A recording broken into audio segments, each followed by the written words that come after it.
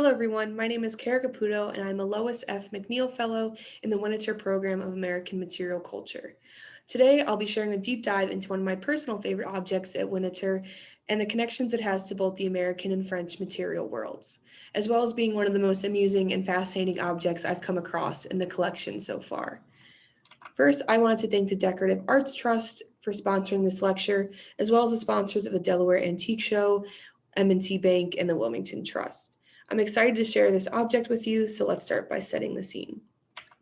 Imagine you're perusing the seemingly endless volumes on the shelves of a library in 19th century America, and suddenly come across a red spine embossed with gold lettering that reads Esprit de Washington, or when translated, the Mind of Washington. A book on George Washington wouldn't seem out of place, but a French title may pique your interest and inspire you to reach out and take the book from its resting place. The intrigue would only continue as you'd soon realize that you're touching glass, rather than the leather binding and paper pages of a book. When inspecting the object further, you see a print of Washington above the lines of a French poem, before your eyes eventually land on the distinctive neck. You are holding a flask, disguised as a biography on George Washington. Questions may begin racing through your mind. Why would a flask take the form of a book? Or why would an object featuring Washington have French text? Just as the discovery of this fascinating object in a 19th century library would have raised several questions, discovering it among the Winter Museum's collection in the 21st century presented me with just as many points of inquiry and intrigue. As a student of material culture, I was instantly fascinated by the object's varied materiality and hybrid nature. Made of colorless, non lead glass, this object is 7 inches in height and 4 inches in width, an uncommon book size, leading one to question how successful this flask would have been in discovering one's secret liquor. However, the rectangular shape of this object does effectively resemble the distinctive form of a book, rather than the typical oval shape of 19th century flask. To achieve this shape, including its curved spine and flat shoulders, the glassmaker most likely utilized a full-size two-piece mold, and the visible pontil mark on the bottom of the flask further suggests that the glass was blown into a mold, which you can see here. When looking closely, small bubbles or seeds are visible on its surface, another indication that this piece of glass was blown and produced prior to the 20th century, as bubbles are rarely visible in machine-made glass. Moving on to the surface decoration of this object, it's probable to assume that the orange paper covers and spine were fixed to the object using animal hide glue, an adhesive commonly used during this period. The book's amusing title, Esprit de Washington, is accompanied by the subtitle Courage, which I like to assume is likely a play on words of the phrase liquid courage. And while esprit translates to mind in English, the resemblance to the English word spirit is also likely an intentional pun rather than coincidental. A closer inspection of the spine reveals a material meant to imitate red Morocco leather, a widely used leather made initially from goatskin and eventually other animal skins during the 19th century. While the exact material of the spine couldn't be determined, it appears to have been tooled to further imitate the texture of leather.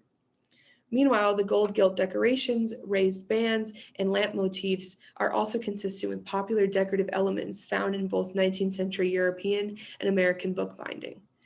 Here is a trade card for a Philadelphia bookbinder dating to the 19th century that highlights the popular styles the creators of this flasks are attempting to emulate, which I've zoomed in on here. The most prominent and misleading element of the book flask is a print that serves as the flask cover image, which features George Washington in material dress, standing in front of a tent and placing his left hand on a map and his right hand on his hip. While not identical, this print was most likely copied from Charles Wilson Peale's 1779 portrait of Washington entitled Washington in Princeton, which, along with Peale's other portraits of Washington, was widely copied and reproduced in America and Europe. In fact, upon acquiring this object in 1988, Winneter's senior curator at the time, Philip Zimmerman, suggested displaying the flask next to an engraving of Washington published by French artist Noël Lemire that was based on Peale's original portrait, identifying another likely design source for this particular flask. The engraver of the print on this object is unknown, but the use of Peale's portrait and Lemire's engraving as inspiration not only confirms the French consciousness of well-known American paintings of Washington, but also suggests that the French preferred to depict Washington in military scenes, perhaps in order to evoke the Republican ideals he was fighting for during these conflicts. The features I've already discussed all provide insight on the object's creation and significance, but the most telling is the clear presence of the manufacturer's name and location on the surface of the flask, which further confirms its French origins. The text on the back of the flask identifies the manufacturer of the object as, in English, the Fremy brothers, which I'll be referring to them as the Fremy brothers during the rest of this presentation, and the location of their company to be in a town in western France near the city of Angers, which I have included an image of on this map here. Founded in 1816, the Fremy brothers' primary industry was not glass making, but distilling and selling fruit liquors and whiskey.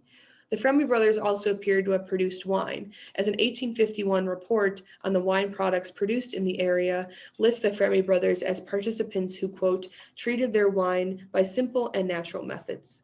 This report also states that the company had been, quote, long established at their liquor factory, confirming that distilled liquor was their chief product. While largely deteriorated, the print on the back of the flask features a man who appears to be slicing lemons or oranges. Ingredients consistently listed in various 19th century manuals and treatises on distilling, such as the recipes I've included on the screen here. Furthermore, the distinct drip arm of the still can be seen behind the worker, further suggesting that this print was meant to depict the Fremy brothers' distillery. The appearance of the still is consistent with what was identified as a simple still in this 1851 treatise. Interestingly, Winterthur also has a similar still in its collections, this one shown here, which is a copper still. In that 1851 treatise, the author argues that the subject of distilling and brewing has, quote, not yet been treated as a science. The Fremy brothers would have likely been aware of this international exchange and expansion of distilling knowledge, and it is probable to assume that they utilized these guides to enhance their products. However, the legacy of these distillers lie not in their liquid products, but in the material traces of the glass objects created to hold and promote these liquors. The Fremy brothers' liquor appears to have never made it across the Atlantic Ocean, but this particular flask attributed to the company successfully completed this journey, as it now resides in an American museum. While it's unknown where and when this object traveled after its creation in France and before being purchased by Winterthur from the antiques department of a London department store, its presence among American-made objects that also depict and celebrate the legacy of George Washington creates intriguing transnational dialogue. Within Winterthur's extensive collection of glass flasks, this particular flask is unique in its book-like form and association with France. A simple search in the museum's database for the keyword flask retrieves 368 matching records. Of those results, 87 are figured flasks, a popular 19th century form of American glass that often featured symbols of national pride. 30 of the figured flasks cataloged at present have a portrait of George Washington on its surface and serve to commemorate its legacy, such as the one shown on the left. While none of Winterthur's other flasks featuring Washington take the form of a book, there is one other book flask in its collection, which is seen on the right here. However, it is made of stoneware, and its only surface decoration is its title, which can be seen on the spine, The History of Bourbon. This ceramic flask is also significantly larger and was made in northeastern America, reinforcing the French book flask's unique place in Winterthur's collection and suggesting its overall relative rarity. While not much is known of the company's origins or the Fremy brothers themselves, the company was issued a, quote, 5-year patent for glass bottles of various sizes, having the shape of a book and intended to contain liquors, from the French Ministry of the Interior on November 8th of 1822. The evidence of this patent is visible on the object itself, as the back cover reads, quote, by patent of invention and improvement when translated into English, which is perhaps an attempt to further assert the novel and unique nature of these flasks. While this flask is unique among Winterthur's collections, it is only one title in a series of book flasks manufactured and sold by the Fremy brothers. Book scholar and collector Walter Hart Blumenthal argues that the production of these book flasks was a marketing strategy meant to increase the company's sales. As the object prominently features the name of their company and is directly related to their primary product, the manufacture and sale of these flasks would have been a profitable endeavor. In addition, the wide range of titles available would have elevated the product to a collector's item, encouraging consumers to acquire an entire library of book flasks. This marketing strategy appears to have been successful, as bookbinding historian Leon Gruel discusses their clientele's desire for a, quote, nicer object to display their small libraries. He describes a miniature cabinet designed in the Gothic style that was fashioned to store as many as 4 book flasks and would prominently display the spine and title of each flask. While Gruhl writes that he is unsure if the Fermi brothers ever created and sold this product, the expressed demand for a custom cabinet and the existence of this prototype drawing asserts the success of the distiller's book flask series. As these flasks were ultimately created to increase the company's sales, it is probable that the Fermi brothers chose to include the period's most popular stories and figures in order to appeal to a majority of the general public and to maximize sales. Examining the other surviving flasks created by the Fermi brothers in museum collections and those that have appeared on the auction market suggests what stories and biographies were deemed necessary titles for a Frenchman's ideal and global 19th century library. Unsurprisingly, many titles in the series feature notable French figures, including Rousseau, which you can see here, and Voltaire and Napoleon, which are on these book flasks. Along with these historical figures, several other titles include stories and myths that would have been well known by French audiences, such as the myth of Eros and Psyche on the left, and a book about marriage, which you can see on the right. However, the inclusion of American icons such as George Washington in this collector series not only affirms his sustained popularity among the French public, but also indicates French knowledge and admiration of non-French figures, particularly those associated with the French ideal of liberty.